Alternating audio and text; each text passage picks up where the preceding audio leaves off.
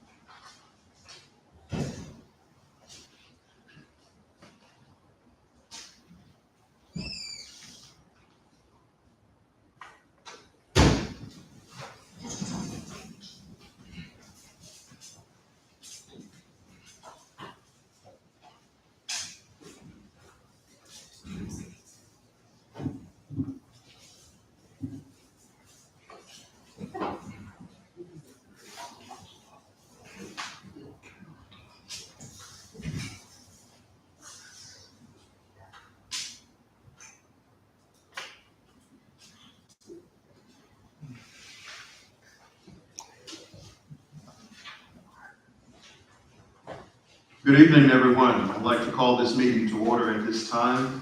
First of all, I want to welcome each of you to our work session. Today is Tuesday, September the 2nd, 2025, and we are here at the Mary Jo Council Chamber here in City Hall. At this time, I want to welcome all of our constituents, councilmen, and those who are vividly watching us on YouTube. At this time, I'd like to get an approval of our agenda. Motion to approve. Second. It has been motioned and second. All those in favor, show of hands. All those opposed, same sign. That motion has been carried. Now, at this time, we'd like to go on the agenda. We have our speaker appearance. At this time, do we have anyone that would like to come and speak to the council at this time? The floor is open.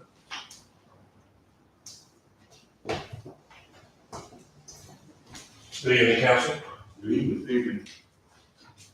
My name is Kelvin Owens, a citizen of District 2, and obviously part of this awesome city.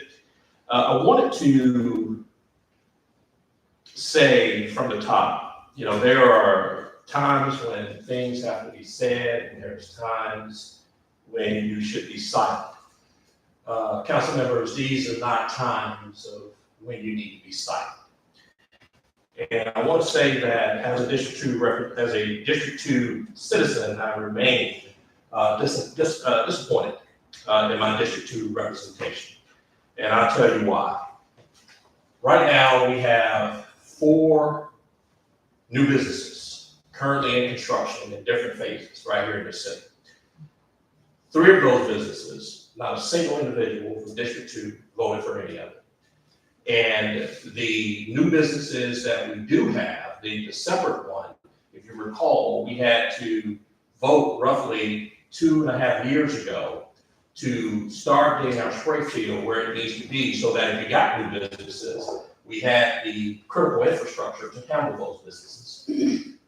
Not a single individual from my district, my representation, voted for the funding to improve our spray field without the GFA loans. And I will also point out, council, that the new gym, $5 million that we're about ready to do. Tourism here in this region. You have agriculture, agritourism, and in this case with the gym, we have sports tourism. But even after we build this gym and the folks come for the tournaments, where will they stay? We have hotels here that are currently operating, they got the market for industrial overnight stayers all day long. Folks that are here working. But in terms of modern hotel accommodations, there are none. And when we had an opportunity, talk about the city, had an opportunity to do that, not a single representative from my district, District 2, voted for it. In closing, council, let me say that up the street, we were told that there's a neighboring county about to bring 1,000 manufacturing jobs to this area. It is the lack of vision, specifically for the folks that represent me in District 2. It is this lack of vision that don't understand the importance of regionalism. Because you got 1,000 jobs, but where are those folks going to stay? Where could they be living? When we had an opportunity to bring at least 88 units of of apartments here in District 2, no less. Every single individual in District 2 voted against it. So, council, I will ask that whatever you can do in your deliberations and debates that convince my representation at District 2 to start thinking forward, please. All right, thank you. All right, any other speaker appearance? Hearing none, we're going to move right along on our agenda for tonight. We have one action item, but before we go into that particular action item, I would like to first of all amend the budget because I have another action item that I need to present as far as has to do with action item number 1. And this will be canceling our September 3rd and 8th budget hearing meeting. I would like to add that to the agenda. A motion to add to the agenda. Sir. All those in favor, show of hands. All those opposed, same sign. All right, that motion has been carried. So first of all, we're going to move to. I make that number 2 of the action item, and that action item is to cancel our September 3rd and 8th budget hearing meeting due to the conflict of our CFO being tied up with the auditors for this year. So you would want to go ahead and vote on that? Yes, yeah, let's go ahead and make a motion to. Okay, so I'd like to make a motion to cancel the scheduled budget hearings for September 3rd and September 8th. Any discussion? All right, hearing none, all those, Just to make clear that the reason for that is because, yes, just so the public knows, the auditors for the fiscal year that we're currently, that we just finished last year, came today, and they'll be here for 2 weeks. And Miss Lisa, our CFO, is very busy with them, and she can't do both at one time, so she expressed an interest if we could please move those, to give her some additional time, to be ready to do this year's budget. So that was the reason there, just so we know. all right, once again, all those in favor, show of hands. All those opposed, same sign. All right, that motion has been carried. Now, the amended 2025-26 budget calendar hearing, the dates and time has been emailed to each one of the council and put out to the public. And as we see today, a notice of public hearing to be held in the Honorable Mary Jo Hayward Council Chamber, 30 East Broad, Miller, Georgia. The first public hearing, which was held on Wednesday, August the 13th, 2025 at 5 p.m. And the second hearing is scheduled for Friday, September the 19th, 2025 at 3 p.m. And the third hearing, which is the final hearing and adoption of this, is Friday, September the 26th, 2025 at 3 p.m. And we will make this publicized to the public to be able to have these meetings. Now, I had a conversation with the CFO, and she pretty much came up with these particular dates due to her handling the audit for this year, and these dates kind of work good for her. So now what I'm going to do is kind of open it up to the public, and I'm not to the public, but to the council to get their viewpoints on it. Mr. Mayor Pro Tem, I'd like to recommend that we change the dates on the 19th to the 22nd and the 26th to the 29th at 5 o'clock in the afternoon. Monday. Monday, following Monday, The 22nd, which is a Monday, and the 29th, which is Monday.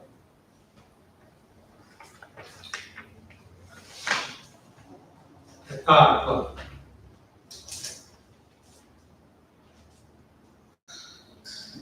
I mean, she picked the dates and times, but that'll give her an additional couple days there, so that should be fine. but we gotta have it done by, well, before the first. We wanna try to at least get that in.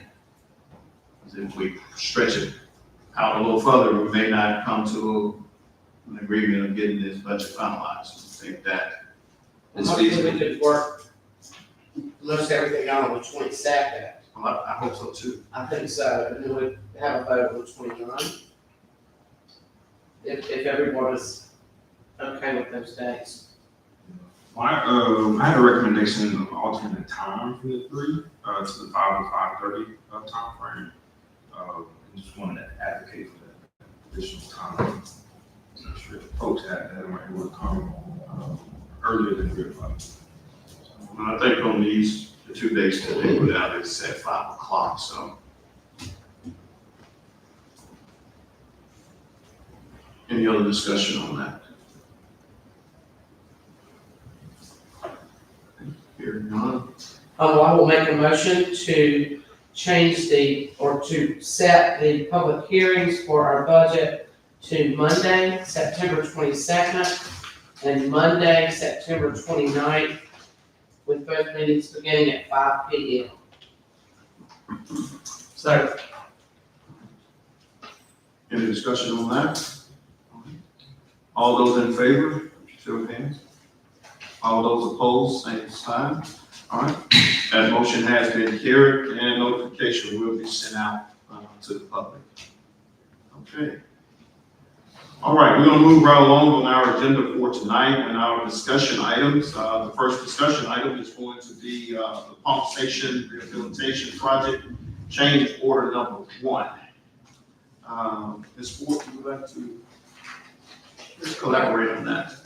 If y'all recall, when we approved the pump station rehabilitation project, Chad mentioned that it came in over budget. So certain smaller pump stations were removed to get us back in within our budget. So the first change order removes those pump stations. There were 6 of them, and they're smaller pump stations, they're not very big. And as you can see, it reduced the cost of the project by $600,000+ and got us at 1.5, which is within our budget. So that's the first change order. And then the second change order, he came back, and to make sure that we have SCADA on every unit that's out there, he added those pump stations back in to get that monitoring software installed on them. So that change order was around $100,000. It brought us to $1.667 million, which still keeps us under budget and allows us the opportunity to be more proactive as we manage these pump stations rather than being reactive. When they go down, then we go to them. Now we'll know that something's going on with the SCADA because it's telling us what's going on with the pump station, how much water is it pumping or moving and what some of the other readings are. So every station that we have in town will have SCADA on it, and we'll be able to, it's kind of like having preventive maintenance available to us that we've never had. And I think that's a good thing with SCADA being on our pumps, so that we could always monitor them and it'll prevent us from trying to figure out which ones have gone down. So, I think that was real good to, It is gonna make a difference. make a big difference there. And when anything go wrong, we don't have to be searching, we save time going back and know which one it is. And also we can prevent it before it even happens. Because it will show you the monitoring of it. Okay. All right. With this being a discussion item, we need 3 council members who want to move this forward to, our council meeting on Monday. All right, that item will be put on the agenda. Thank you.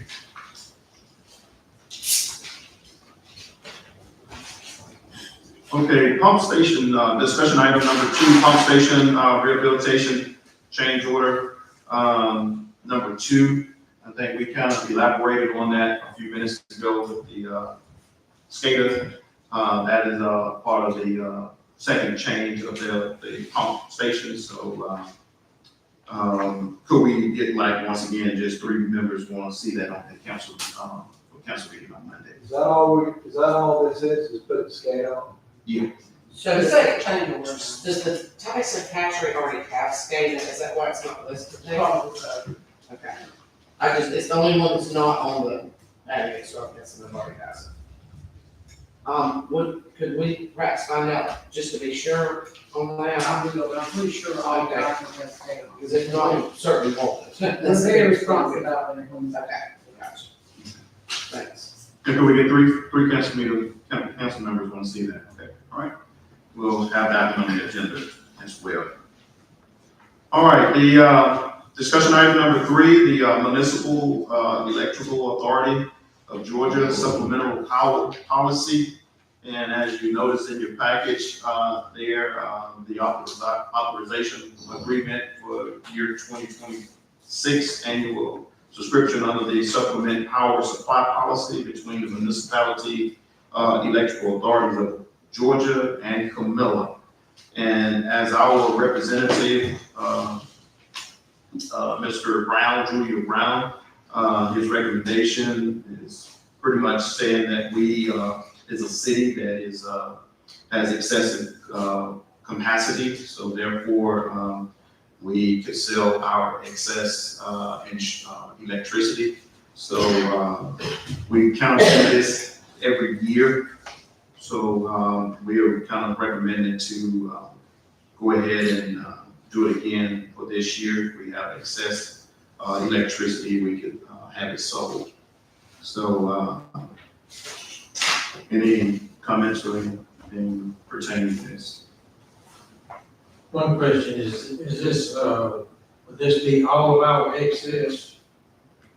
Yeah, You're saying it is. pretty much. So we don't have any other outstanding that we are selling to someone? No. It's not part of our conversation. What other supplier would it, which one are you talking about? Well, several, well, I don't know, I mean, it's been a year or two ago, we sold some to Blake. Yes, This we is the same, this is the Same same. thing. Yeah, this is the same deal. Okay, so that's done, y'all. Oh, yeah. Okay, that's what I thought. So are these numbers that we were given up through 2035, is that something we have already committed to buying, or are those projections? I mean, I guess it have to be projections because we don't know, but, it's just the requirements don't seem to change. I would have to look back and see what it was last year or the year before. Okay, It was every year. But this is just a This projection. is every year, but I. Yeah, yeah, it would have to be a projection, I don't think there's any way for us to know that. Right, that's what I'm saying. The only thing that varies is the excess or the deficit. So I just didn't know if we were locked in to a certain amount that we purchased from them. Did we state that in advance? Do you know? I would have to look at the contract. Okay. All right. I think it's something that we had committed years ago to have to purchase excess power Okay, in case we need it. gotcha. And so we, that's a good thing, it's not bad. Right, and I agree. I just wondered where the numbers came from. If we were under contract to purchase a certain amount. Number of years ago. Okay, thank you. I appreciate it. All right, could we, do I have 3 council members that want to have this as an action item on the agenda for Monday? All right, thank you very much. All right, discussion items number 4. The Municipal Gas Authority of Georgia Trade Confirmation on Tech, and for the month of October 2025. And this is something that we do on a regular basis as well. Nothing really changes. We just have to agree to take care of this. So we're agreeing on the price. Yes, on the price that's That already we projected. pay. Any other discussion on this? All right, we have 3 council members like to see this as an action item to vote on for Monday. Okay. All righty. Thank you, council. Also, others.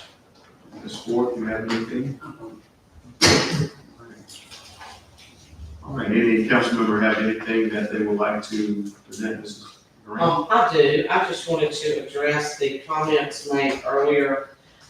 It was kind of a blanket statement about District 2 representation, and I have been a member of this council since December of 2024 and wasn't given an opportunity to support some of those projects. But I would just like to go on the record, had I been, I would certainly have supported the gym.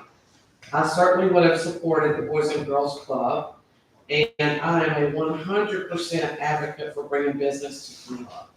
So I just wanted to say that as a representative of District 2, I do support some of the items that were discussed in the earlier speaker appearance. Thank you. All right, thank you. Councilman Morgan, you have anything? Yes, my two one will be utilities. We're getting a few calls from residents, and I had a chance to come on and chat with staff about that. So just want the residents to know we're locked in and aware of that. Ms. Ford, if you don't mind, just if I'm correct, certain residents will be receiving their bill soon. It will be this week. It'll be this week, so if you haven't gotten your bill yet, just know that is on the way, and that staff is also given an extension as well. So You no can need to actually worry call too much. in. You can call in and give them out. We can give it to you off the computer. We just don't have to pay it there. Those were just high volume of calls, kind of over the weekend. And I understand folks are on the system, on the cycle, and they're used to getting things at a certain time. And then the next, Ms. Ford, if we could have a CMS rep at one of our next budget meetings. We got some questions in about that as well too, but I'll be sure to send over some info ahead of time on that too. And those are my two. When you say CNS, when you got customers, We do have some customers just asking questions in regards to things. Yeah, so maybe just the staff or CNS. all right. Councilman Cobb, Go ahead. all right, glad to have you back. Glad you feel better. All right. All right, Councilman Maples, you know anything? Okay. Councilman Palmer. Not at this time. All right. Once again, I want to thank the public for coming out for our work session. We don't have anything else. Ms. Ford, you have anything? You don't? All right. Once again, I want to thank each and every one of you all for coming out, and all those who are looking at us on YouTube. Thank you for chiming in, and we look to see you on Monday at our council meeting. Meeting is adjourned. Can I get a motion to adjourn the meeting? Motion to adjourn. All right. Meeting is adjourned. Thank you all.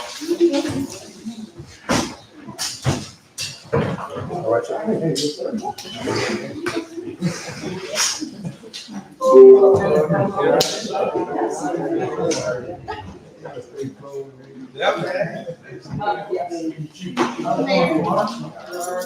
I didn't.